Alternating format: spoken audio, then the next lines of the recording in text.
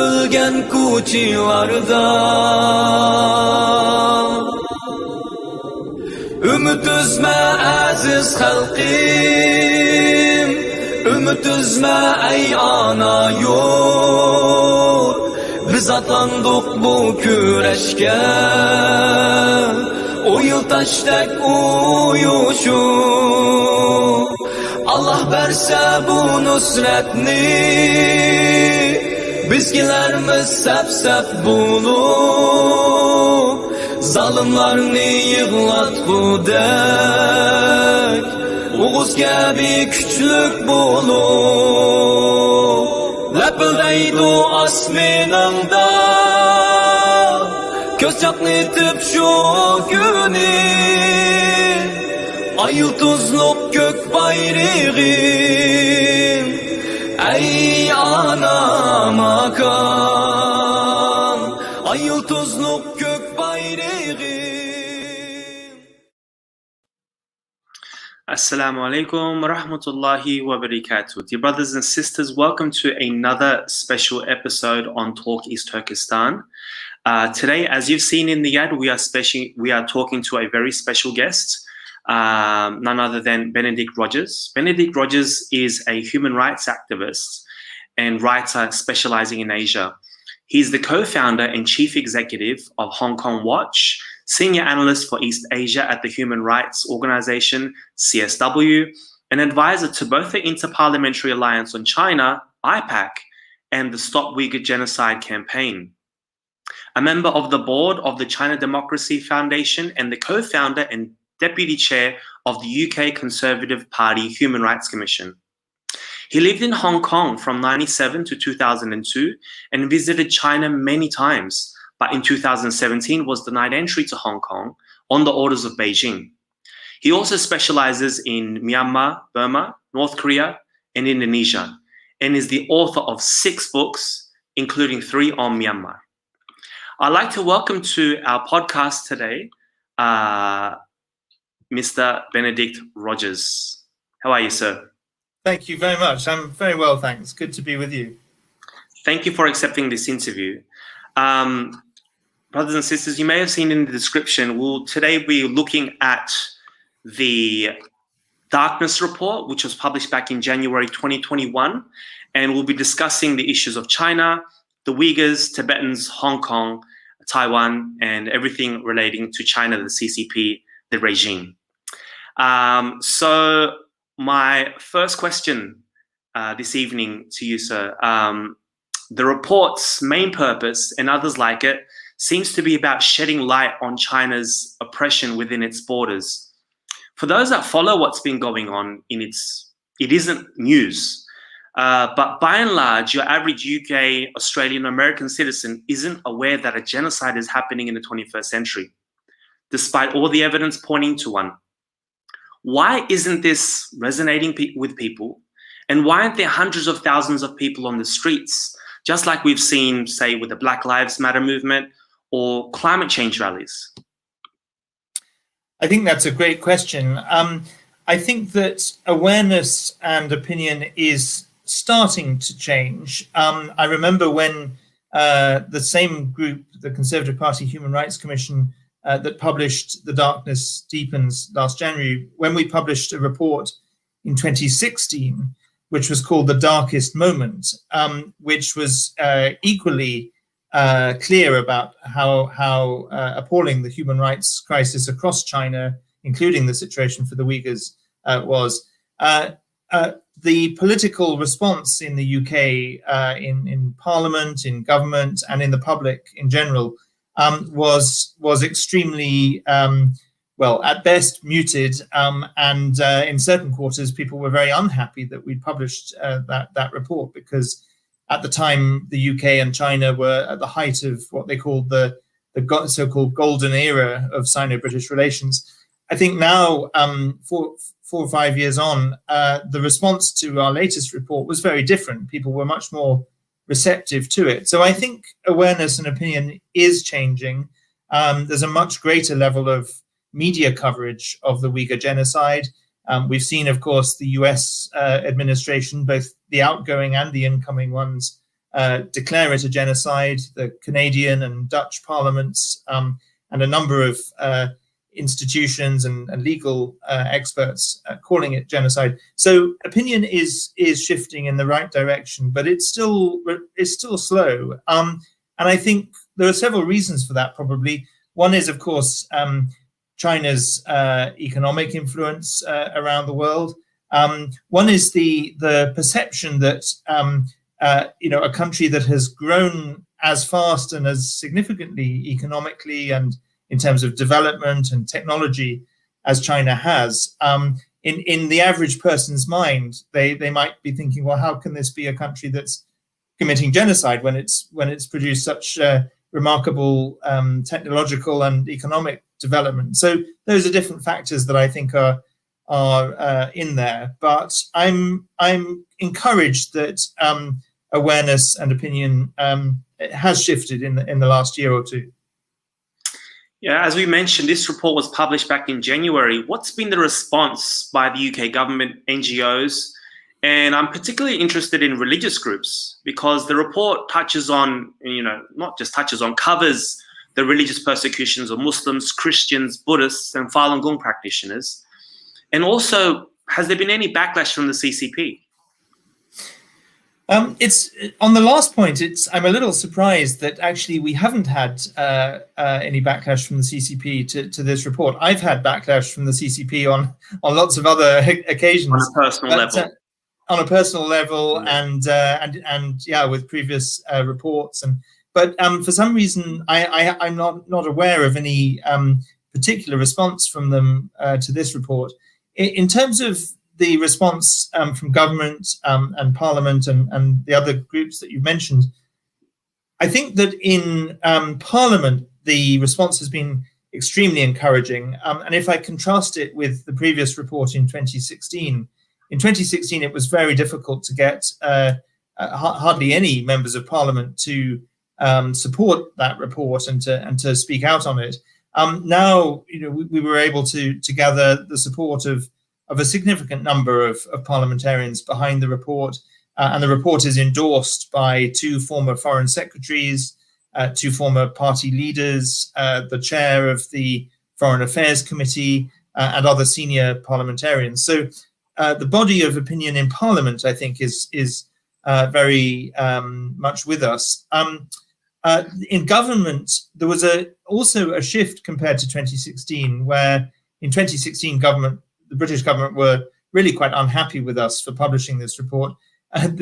This time, I was told by senior people in the Foreign Secretary's office and in 10 Downing Street that they were looking at our report, they welcomed it, they were taking it very seriously, engaging with it.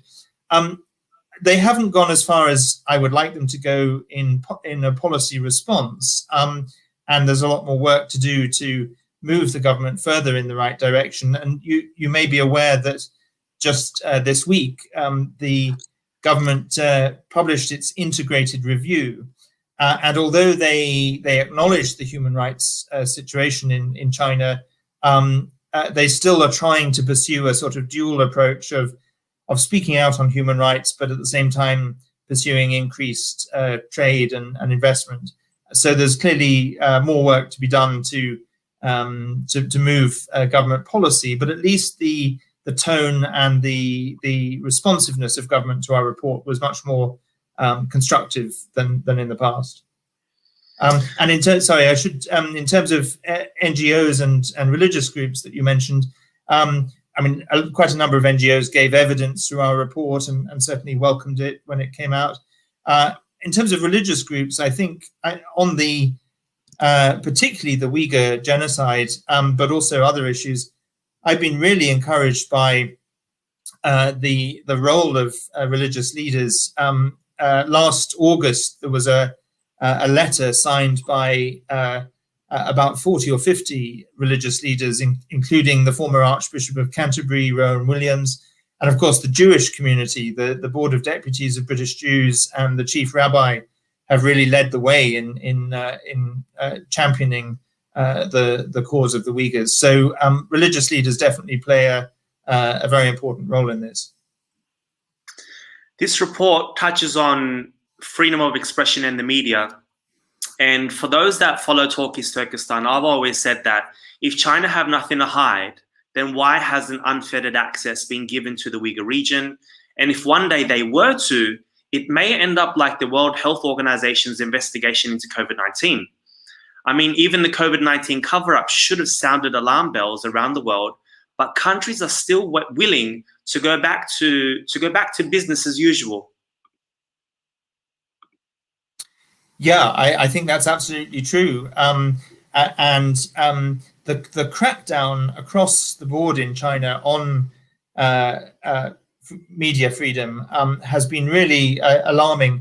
I mean, China, of course, has never had full media freedom, and the Communist Party has always been repressive. But there was a time, maybe 12, 15 years ago, where there was a certain amount of space for citizen journalists, bloggers, kind of semi-independent media, and also human rights defenders, civil society. And I, traveled to China during that time and met with people involved in those areas. And there was a certain amount of space. They knew, of course, that they were restricted. There were red lines that they couldn't cross. But nevertheless, there was that space. And really, under Xi Jinping, that space has completely disappeared. And the citizen journalists we've seen trying to cover the outbreak of the COVID-19 pandemic, they were all rounded up and jailed and disappeared. So as you say, if China had nothing to hide on any of these issues, why don't they allow space for both domestic media and for foreign journalists? And instead, they've eliminated the space for independent media in China, but also made life much more difficult for foreign correspondents and even expelled some foreign journalists. So it's a very alarming situation for the media in China. I mean, you followed what's been going on in China for decades. The argument that, under Xi Jinping's China, so-and-so, ... is happening. But it's the whole system, it's the party. Like, we didn't see much change or freedom during, the time of Hu Jintao or Jiang Zemin or Deng Xiaoping. I mean, Deng Xiaoping a bit, or, from the beginning. So could we say that what if Xi does end up leaving or goes away, that things are going to get a lot better in China? Yeah, you're right. I mean, it's certainly not just about one man's leadership. It is about the whole system. And for him to have, for what has happened on his watch or under his leadership to have happened, had to have been allowed and supported and facilitated by the whole system, not just by him. But it's also true to say that he has taken the repression to a whole new level. Of course, under the previous leaders, the Uyghurs and Christians and dissidents and independent journalists and everybody was certainly not free and certainly faced real repression. But under his leadership, he's taken it to a completely new level and resulted in a genocide of the Uyghurs that, under previous leaders, one would have called it persecution, discrimination. I don't think the word genocide was applied under previous leaders, but it certainly is justified given what's happened under his rule. Going off topic for a bit with regards to the report, most recently we've been seeing and hearing a lot about the coup in Myanmar. Now, you're an expert of the region. What sort of influence does China have there and other regions in Asia, particularly the South China Sea? China has significant influence. I don't think that there is any evidence to suggest, and I wouldn't suggest that China in any way instigated the coup. But I certainly think that it's undeniable that they have given the military that's carried out this coup huge diplomatic and political cover. The coup leader, General Min Aung Hlaing, actually met the Chinese foreign minister a few weeks before the coup. And I think it's very unlikely that he would have gone ahead with the coup if he hadn't had some kind of nod from Beijing that if he did it, Beijing wouldn't oppose it, would give them some cover. And of course China at the UN Security Council has prevented any meaningful action being taken. China is a major economic lifeline for the military and provider of arms for the military. Chinese state media described the coup as a major cabinet reshuffle, which is, if it wasn't such a tragic situation, that would be actually quite funny because it's such a ridiculous way of describing it.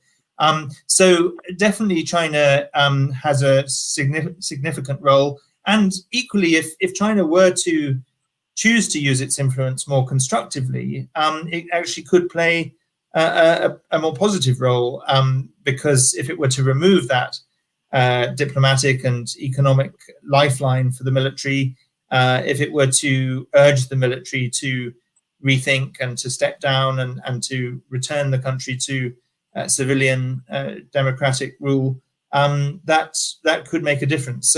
So either way, China has an important role to play. And of course, in the South China Seas, its aggression there is extremely worrying and sets China on a collision course with much of the rest of the region and the world. I just want to take a question from one of our followers here. They've written, we know that the Belt and Road Initiative and other economic deals play a strong influence on international governmental response to this genocide. How can this be curtailed?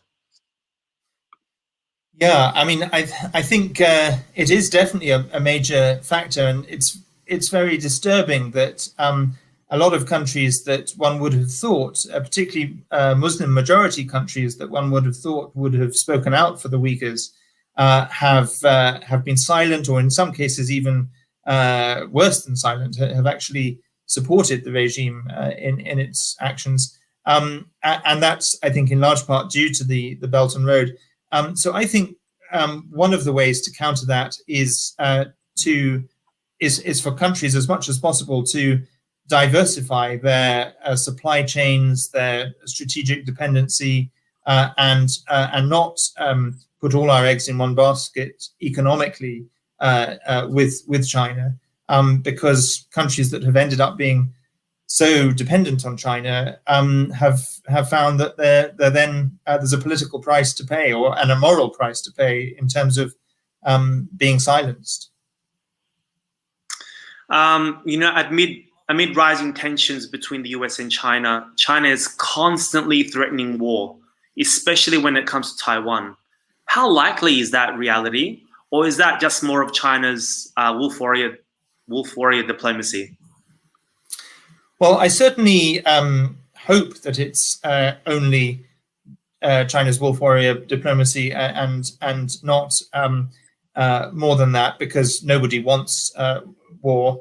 But I also think that if we allow the regime in Beijing to get away with a genocide against the Uyghurs, but also the dismantling of democracy and autonomy and freedom in Hong Kong, in flagrant violation of an international treaty, the Sino-British Joint Declaration. If we allow them to get away with that without any consequences at all, then I fear that a war becomes more likely, because I fear that it will be emboldened to take really drastic action against Taiwan.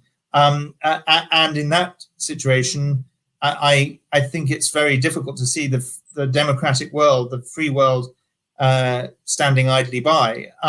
And so a few years ago, if you'd suggested that a war with China was on the cards, I would have been much more skeptical. I would have thought it's extremely unlikely. I think every day that passes without us standing up to China in non-military means, by imposing targeted economic sanctions, by really speaking out and using diplomatic pressure. Every day that we don't do that brings the danger of a far more drastic situation closer. You know, this regime that locks up, enslaves, tortures, executes people, and harvests their organs simply for thinking, speaking, and practicing religions for decades now. Many say, well, we should do something about this. And even when people and those in power read this report, they will certainly have that feeling. What is that something or some things that need to be done to stop this dictatorship and the cruelty it causes on a daily basis? Well, I think, first of all, we, when I say we, I mean essentially the whole world, or most, as much of the world as possible, need to firstly wake up to the reality and acknowledge it. That's the first. I think that for too long, governments have and other institutions, universities, media, businesses have stuck their heads in the sand and either not wanted to hear this news or heard it and hoped it would go away. And that's not the approach to take. We need to face reality. But then I think the more that the free world can stand together and take a coordinated response, the better. When individual countries take piecemeal measures, the regime in China can play countries off each other and pick them off one by one. But if countries actually stand together and face China collectively and say these things are unacceptable and impose coordinated, carefully targeted sanctions and reduce our economic dependency on China, that may start to have some effect. So standing together against this regime is the right approach. You know, you've written many books. We see the work that you do on social media. What's next for you? Is there anything happening in the pipes to stop this regime? Any books coming out? Any more reports coming through? Or I haven't got any particular reports or books lined up at the moment, but who knows? Maybe further down the line. But the immediate things on my agenda are. Currently I'm immersed in both the fallout from what's happened in Hong Kong, continuing to speak out on the Uyghur genocide and deal with try to help people in Myanmar in this current crisis. There is the genocide amendment to the trade bill in the British Parliament, which has gone back and forth between the House of Commons and the House of Lords, I think 3 times now, and it comes back to the House of Commons next week, in fact on Monday next week, once again. And I've been involved in a small way. Others have played a much bigger part, but I've been involved in supporting that amendment. So I hope that we can either get it through on Monday, or if not, we'll certainly look at what the next step in that fight is, because I think it's really important for the UK to establish a mechanism that allows us to legally determine genocide and then develop a response accordingly. So those are some of the things that are on my immediate horizon. And as to books and reports, I'm sure there will be more, but no immediate ideas at this stage. As to that genocide determination you've mentioned, a few countries have labeled it genocide, parliaments. It's been labeled by a few countries. How important is that determination? And what are we likely to see after it's been determined, for example, in the UK as a genocide? What's likely to happen after that? Well, I think one of the reasons governments are reluctant, and in a sense rightly so, because genocide is such a both specific and such a grave crime. It's the crime of crimes. One of the reasons governments are reluctant to use the term is that under the Genocide Convention, it carries a responsibility to do something to stop it, to prevent it. Of course, other grave human rights violations ought to and do carry a moral responsibility, but under the Genocide Convention, there's actually a legal responsibility to stop genocide or to prevent it.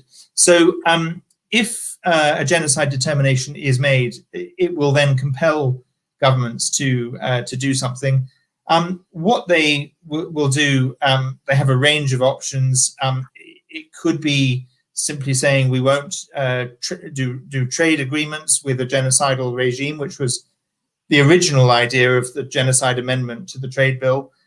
It might mean imposing sanctions. It might open the way for some further criminal proceedings. I mean, one of the challenges, of course, is that the current international judicial mechanisms, the International Criminal Court or the International Court of Justice, are almost impossible at the moment to do anything on China on, because of China's veto power and because it's not a signatory to relevant treaties. But maybe a genocide determination in a UK court, let's say, or the independent Uyghur Tribunal, which is currently underway, and I don't want to prejudge their conclusions, but they will make a legal opinion in due course.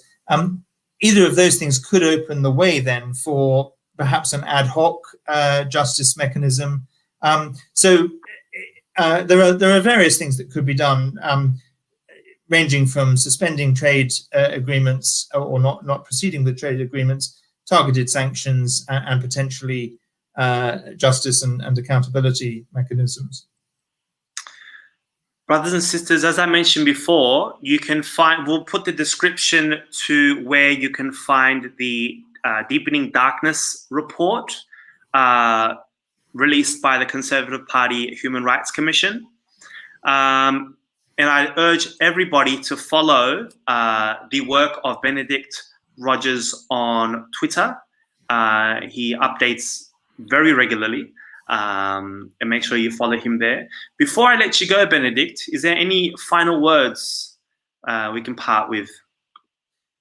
Well, thank you so much. I think, firstly, it's a privilege to be with you today. And I think my final words would be, don't give up. The darkness is deep, as the title of the report shows, and it may get deeper still before it gets lighter. But the sun does eventually rise in the morning after the night, and there will come a time where both for the Uyghurs and the people of East Turkestan and all the peoples living under Chinese Communist Party repression will one day see their freedom. And I've been involved in other struggles for human rights where unexpectedly situations that seemed hopeless have turned a corner and have seen better days and freedom itself. And so I believe that will come for the Uyghurs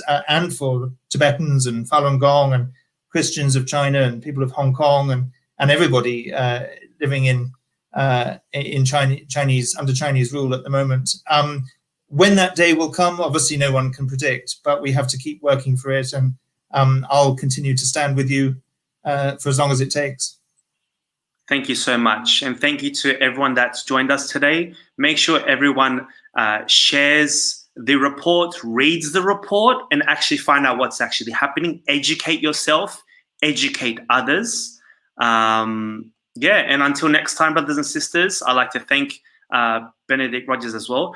Don't leave us. I'm just going to close out the show, and then we're going to have a few words, and then I'll let you go after that. Okay, brothers and sisters, until next time, peace be upon you. Assalamu alaikum wa rahmatullahi wa barakatuh. Ümit üzme aziz halqim,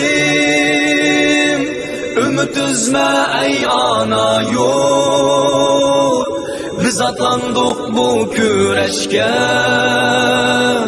o yıl taştek uyuşup. Allah verse bu nusretni, bizgilerimiz sep bulur.